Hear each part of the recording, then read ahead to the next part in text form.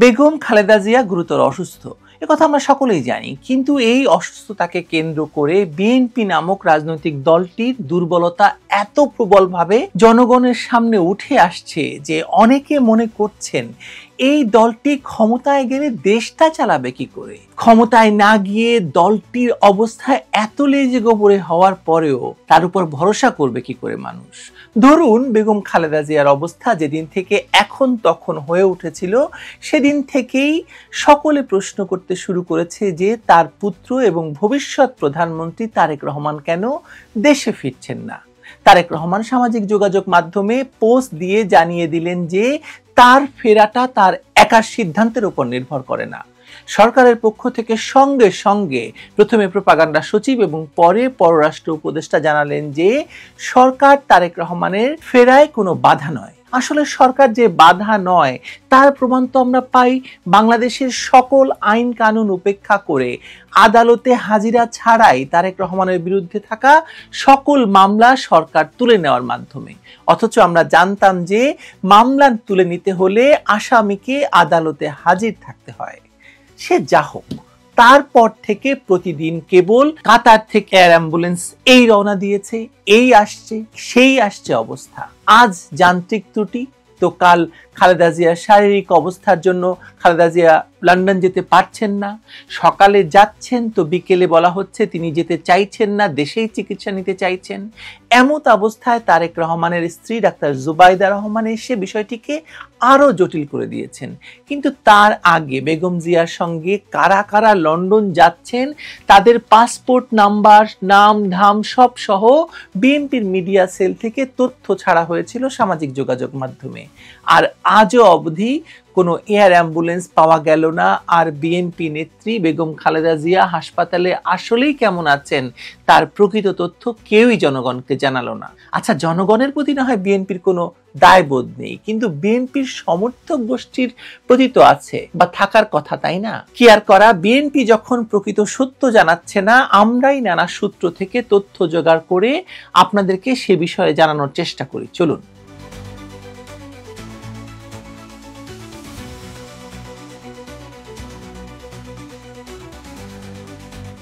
শেষ পর্যন্ত কি লন্ডন যাচ্ছেন বেগম খালেদা জিয়া? প্রশ্নটি এখন সরাসরি বাংলাদেশের রাজনীতির সঙ্গে জড়িয়ে গেছে।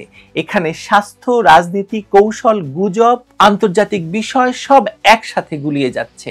আর এই জটিলতার কেন্দ্রে অবস্থান করছেন হাসপাতালে আইসিইউ, সিসিইউ কিংবা ভেন্টিলেশনে থাকা সাবেক প্রধানমন্ত্রী বিএনপি নেতা বেগম খালেদা জিয়া। কারণ কেউই সঠিকভাবে বলছেন না যে বেগম জিয়া আসলে কেমন আছেন।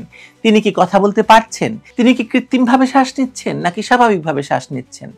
এসব প্রশ্ন কিন্তু শুরু থেকেই মানুষের কাছে মূল প্রশ্ন ছিল।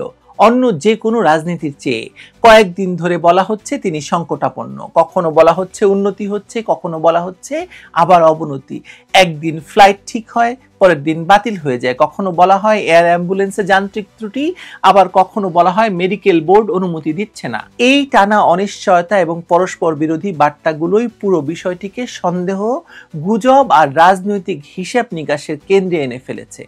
বাস্তবতা হলো সরকারি এবং বেসরকারি প্রায় সব গণমাধ্যমের তথ্যে এক জায়গায় মিল আছে। খালেদা জিয়ার শারীরিক অবস্থা স্থিতিশীল নয়, এটা সত্য। কিন্তু তিনি এখনো বেঁচে আছেন, চিকিৎসাধীন আছেন এবং তার শরীরের বিভিন্ন অঙ্গ প্রত্যঙ্গে জটিলতা ওঠানামা করছে। কিডনি, ফুসফুস, হৃদযন্ত্র, ডায়াবেটিস সব মিলিয়ে তার শারীরিক অবস্থা এখন এমন একটি পর্যায়ে আছে যেখানে 10-12 ঘন্টার হাই অল্টিটিউড বিমান যাত্রা হয়তো চিকিৎসকরা অত্যন্ত ঝুঁকিপূর্ণ মনে করছেন ব্যাপারটিকে।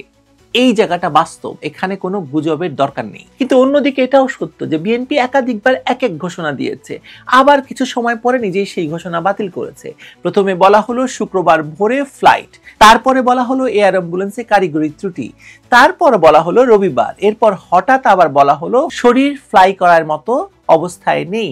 প্রশ্নটা এখানেই, একই মেডিকেল বোর্ড কিভাবে বৃহস্পতিবার রাতে সবুজ সংকেত দেয় আবার শনিবার বলে শরীর উপযুক্ত নয়? চিকিৎসা বিজ্ঞানে অবস্থার উন্নতি এবং অবনতি হয়, এটা স্বাভাবিক। কিন্তু রাজনৈতিক বাস্তবতায় যখন সেই ওঠানামার ব্যাখ্যা স্বচ্ছভাবে দেওয়া হয় না, তখন সন্দেহ বাড়ে, গুজব ছড়ায় আর আস্থার সংকট তৈরি হয়। এই অনিশ্চয়তার ভেতরেই ঢুকে পড়েছেন তারেক রহমানও। খালেদা জিয়ার লন্ডন যাত্রা আর তারেকের দেশে ফেরার প্রশ্ন এই মুহূর্তে কার্যত একে অপরের সঙ্গে জড়িয়ে গেছে। বিএনপির বক্তব্য হলো তারেকই নির্বাচন পরিচালনা করবেন, তার নেতৃত্বেই দল ভোটে যাবে। কিন্তু বাস্তবতা হচ্ছে গত কয়েক বছরে বহুবার বলা হলো তিনি দেশে ফিরছেন, অথচ আজও কোনো নির্দিষ্ট তারিখ নেই।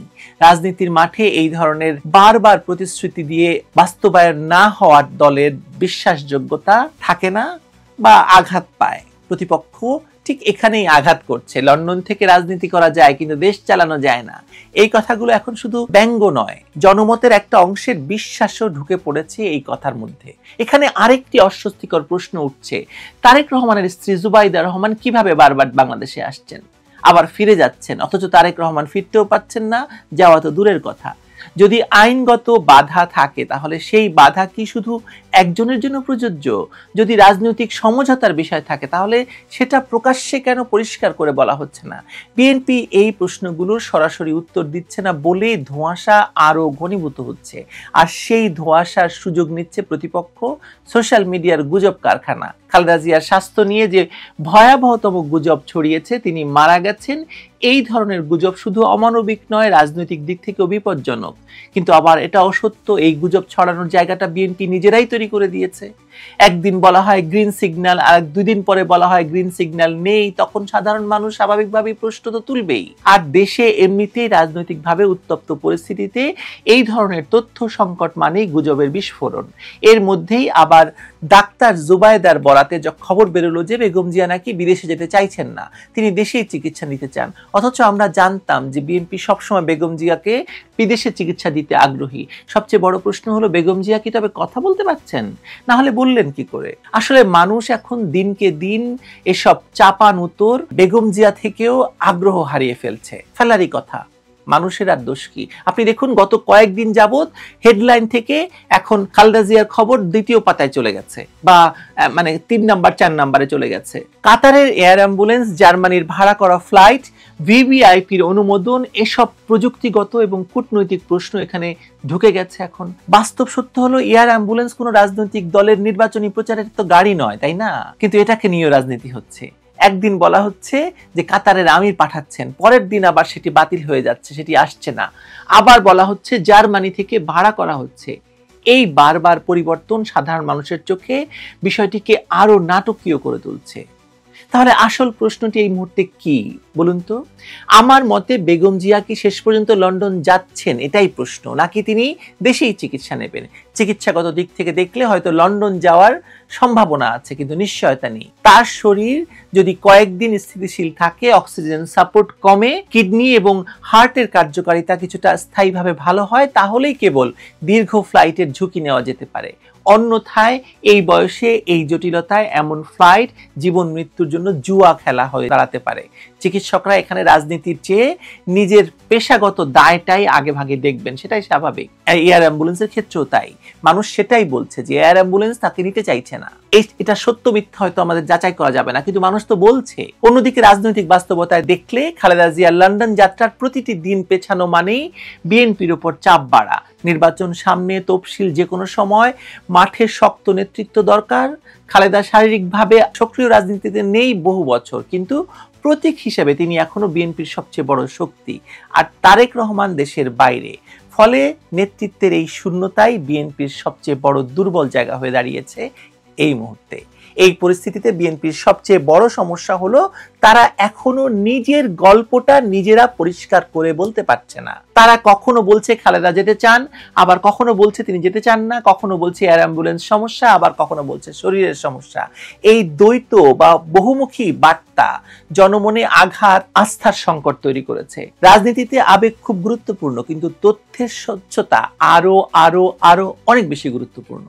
সব মিলিয়ে অবস্থাটা এমন যে খালেদা জিয়ার লন্ডন যাত্রা চিকিৎসাগতভাবে ঝুঁকিপূর্ণ, কিন্তু অসম্ভব নয়।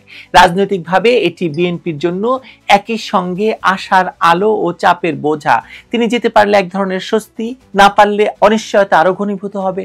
আর তারেক রহমানের দেশে ফেরার প্রশ্নটি এই পুরো নাটকের ভেতরে একটা সবচেয়ে অগ্নিগিরির মতো সবসময় ফুটতে থাকবে, লাভার মতো, যেটা প্রকাশ্যে বলা হচ্ছে না, কিন্তু সবাই জানে এটি এখন বিএনপির সবচেয়ে বড় রাজনৈতিক বাধা নির্বাচনের জন্য।